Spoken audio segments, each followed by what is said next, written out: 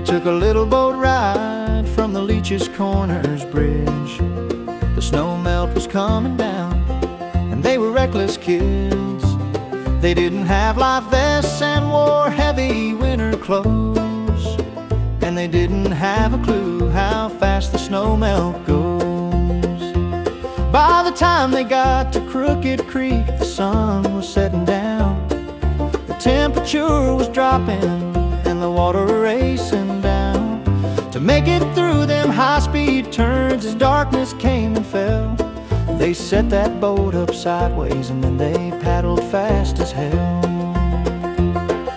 It finally got so dark that they missed a right-hand curve. They hit brush a-going sideways and darn near overturned.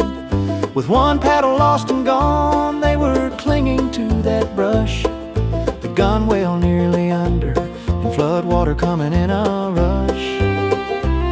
It was really do or die time as they pushed off in the dark.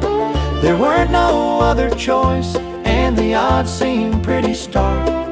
The gorge began to narrow, making the water even faster. Was there any way to survive, or were they headed for disaster?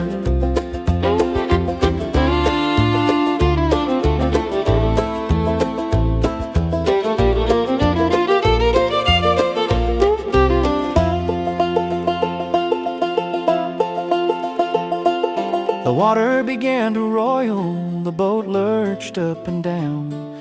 They were soaked with ice water and thought they're gonna drown. As they rode that rolling river, they were closer to the shore. Trees were flashing by and they were frozen to the core. With all of his strength, one guy grabbed a little tree. He was hoping it would stop them, but instead he ripped it free. As they came up to the town, the river began to widen. The water, it slowed down and their outlook began to brighten.